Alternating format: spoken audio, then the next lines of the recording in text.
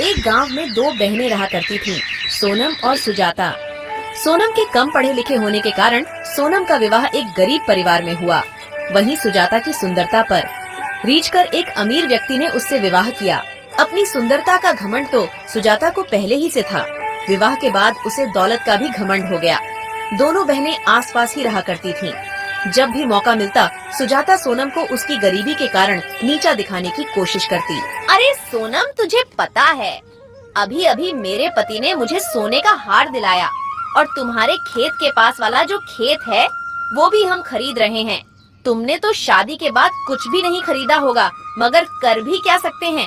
तुम्हारे पति के तो खाने के ठिकाने नहीं है, वो तुम्हें क्या खरीद कर देगा। सोनम को बुरा तो लगता, किंतु वह मन महसूस कर रह जाती। सोनम के दिन बड़ी तंगहाली में गुजर रहे थे। 2 वक्त की रोटी भी बड़ी मुश्किल से जुट पाती थी। कई बार सुजाता से मदद की गुहार की। अरे सुजाता बहन, आज हमारे घर पर अन्न का एक दाना भी नहीं है।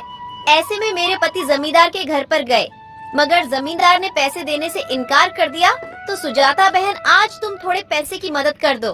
फसल बिकते ही हम तुम्हारे पैसे लौटा देंगे। अरे बहन, तू आज पैसे मांगने आई है? अगर तू कल पैसे मांगने आती तो मैं तुझे थोड़े बहुत पैसे दे भी देती। मैंने तुझे बताया था ना, तुम्हारे खेत के पास वाला खेत जो हम खरीद रहे हैं। तो आज सुबह सुबह मेरे पति घर में जितने भी पैसे थे सभी लेकर चले गए। घर में आज पैसे नहीं हैं। किंतु सुजाता ने कभी उसकी कोई मदद नहीं की।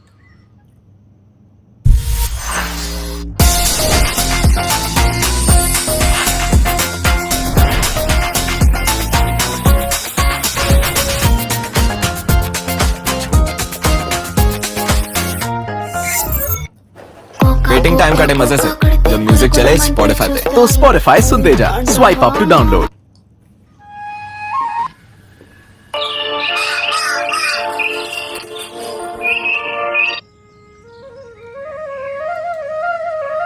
एक दिन सोनम ने सोचा, सुजाता ने भी पैसे देने से इनकार कर दिया। अब मैं क्या करूं? एक काम करती हूं, मैं मेरे बड़े भैया के घर जाकर उनसे पैसे मांगती हूं। वो मुझे पैसे देने से मना नहीं करेंगे।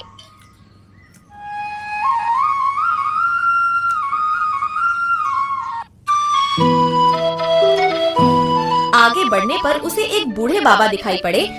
अरे बाबा, इतनी गर्मी में आप ये भारी मटका लेकर कहाँ जा रहे हो? कहीं नहीं बेटी, बस ये पास वाले गांव में मेरा घर है, वहीं ये पानी का मटका लेकर जा रहा हूँ। अच्छा, मैं भी गांव की ओर जा रही हूँ। लाओ अपना ये मटका मुझे दे दो। नहीं बेटी नहीं, मैं तो ले जाऊंगा ये मटका, तू क्यों तकलीफ उठाती है? अरे बाबा, मैं भी तो तुम्हारी बेटी जैसी हूँ। लाओ दे दो मुझे ये मटका। मटका ले लिया।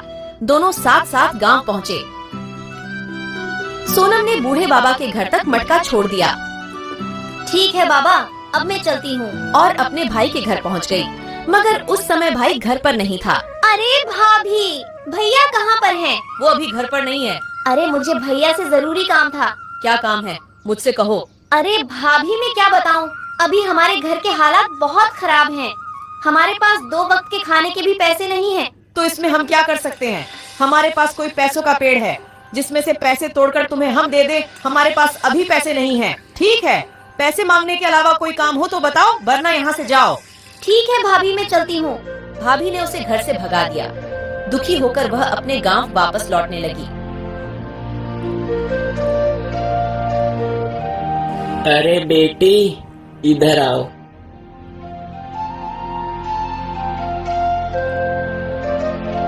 अरे बेटी, तो इस गांव में किसके घर आई थी? अरे बाबा, मैं वो अपने भैया के घर पर उनसे मदद मांगने आई। मगर सोनम ने अपनी पूरी कहानी बाबा को बताई। बेटी ले, तू इन तीनों घड़ों में से एक घड़ा ले ले। क्यों बाबा? अरे बेटी, तू इतनी दूर से पैदल चलकर आई है और पैदल ही चलकर तुझे जाना है। बेटी, अगर तुझे रास्ते में भूख लगे तो ये घड़े के अंदर लड्डू है, तू वो लड्डू खा लेना बेटी। नहीं बाबा, मुझे नहीं चाहिए। आपने मुझसे पूछा, वो ही बहुत है। अरे बेटी, ले लो, तू भी तो मेरी बेटी जैसी है। फिर बाबा के बार बार कहने से सोनम वो घड़ा बाबा से ले लेती है। बाबा, अब मैं चलती हूँ, वरना मुझे घर पहुँचते पहुँचते शाम हो जाएगी। और फिर अपने घर की ओर जाने लगती है।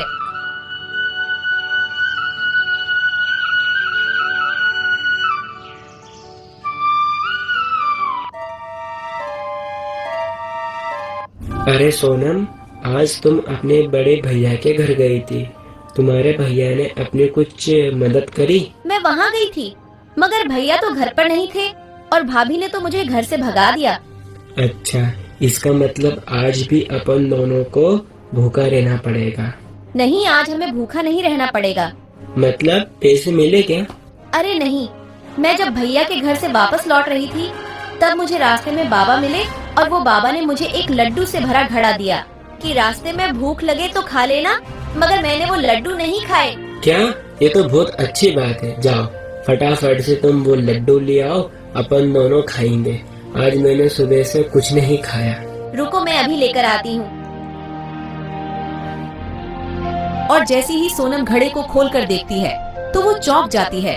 अरे बाप रे, सोने की मोहरे, वो भी इतनी सारी। अरे क्या हुआ?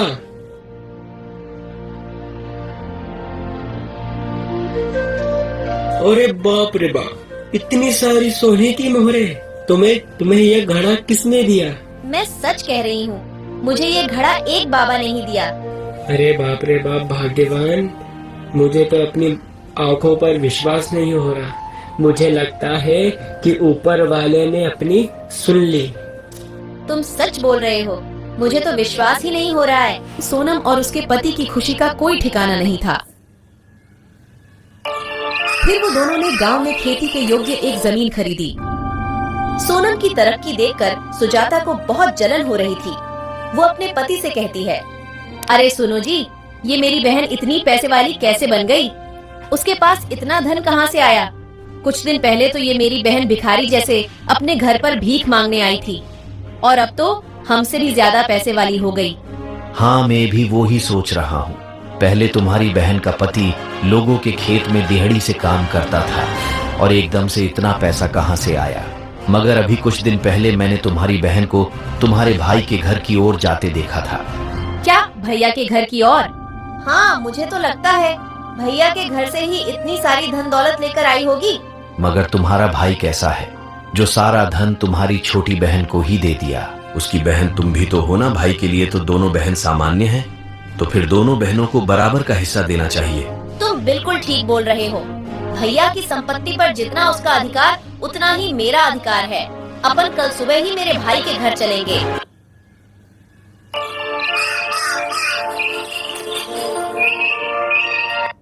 फिर वो दोनों सुबह सुबह अपने बड़े भैया के घर उनसे मिलने जाते हैं। उन्हें भी रास्ते पर वही बाबा दिखाई पड़ते हैं।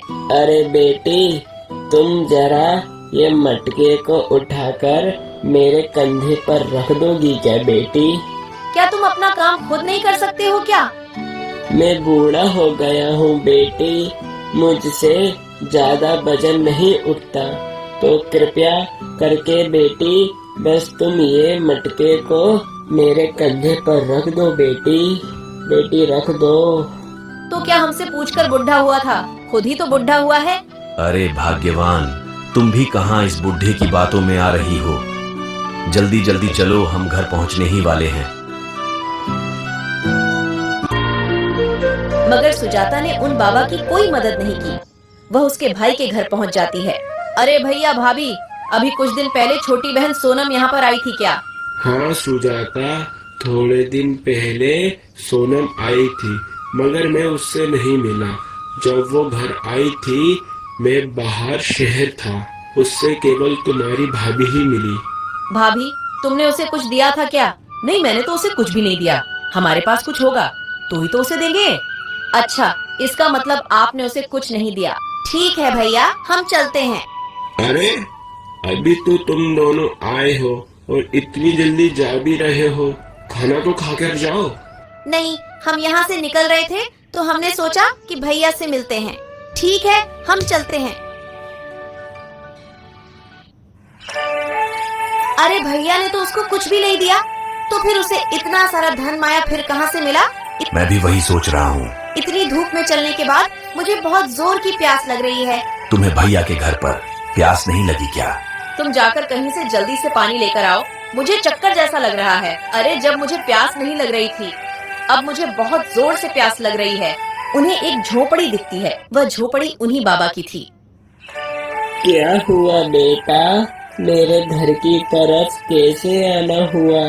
बाबा, एक लोटा पानी मिल सकता है क्या? क्यों नहीं बेटी, आओ आओ मेरे घर के अंदर आओ।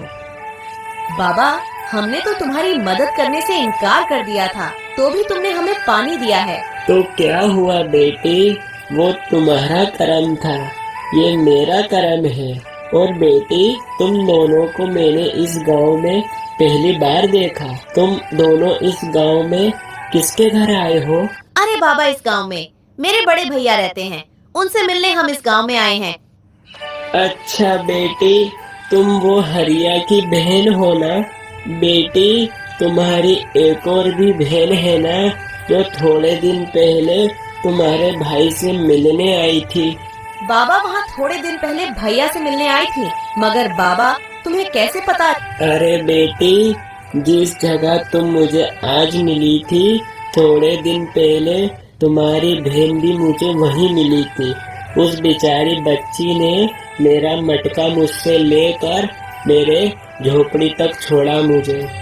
मगर बाबा, तुम्हें पता है, जब से मेरी बहन भैया के घर से होकर आई है, जब से उसके पास में खूब धन दौलत हो गई है। बताता हूँ बेटी, बताता हूँ। उस बच्ची के पास जितनी भी धन दौलत आई है, वो उसके अच्छे कर्म और अच्छी नियत के कारण उसे प्राप्त हुई है। बाबा, मुझे तुम्हारी बात कुछ समझ नहीं आ रही, और मेरी बहन के ऐसे क्या अच्छे कर्म हैं जो उसे इतना धन मिल गया? कर्म और नियत अच्छी होने से ही धनवान कैसे हो सकते हैं? बाबा, तुम कैसी बात कर रहे हो? बताता हूँ बेटी, बताता हूँ, सब बताता हूँ बेटी। यहाँ पर जितने भी ये घड़े रखे हैं, ये कोई साधारण घड़े नहीं हैं। ये घड़े मनुष्य के कर्मों और मनुष्य की अच्छी नियत के परिणाम देने वाले घड़े हैं। क्या इंसान के कर्मों का घड़ा ये कैसा खड़ा है? बाबा, मैं तुम्हारी बात अच्छे से समझ गई। यह कर्मों के घड़े हैं। अपना जैसा कर्म होगा, इस घड़े में से अपने कर्मों के अनुसार फल मिलेगा। ठीक कहा बेटी, बिल्कुल ठीक कहा। बाबा, आपको विपत्ति ना हो तो एक घड़ा क्या हमें आप दे सकते हैं? हम भी हमारा कर्म अजमा कर देखते हैं। क्यों नहीं बेटी, क्यों नहीं, ले लो। तुम भी एक घड़ा ले लो, तुम भी अपने कर्म और अपनी नियत का फल पाओ।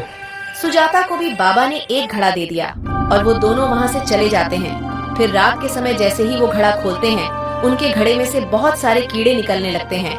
बाप रे बाप, अपने घड़े में से तो कीड़े निकले। पर क्या गलत निकला? अपने कर्मों के हिसाब से अपन को ये बिल्कुल सही मिला है। अपन बहुत लालची थे। तुम्हारी बहन बेचारी इतनी मजबूरी की मारी अपने पास कुछ पैसे की मदद मांगने आई थी, लेकिन अपन ने उसकी मदद नहीं करी। कर्म ऐसे करने के बाद अपन अच्छे फल के परिणाम की अपेक्षा कैसे कर सकते हैं? तुमने बिल्कुल ठीक कहा। मुझे अपने पैसे का बहुत घमंड था। मैंने मेरी बेचारी बहन की मजबूरी नहीं समझी। मैं कैसे भी करके बस अपनी अमीरी से उसे नीचा दिखाती।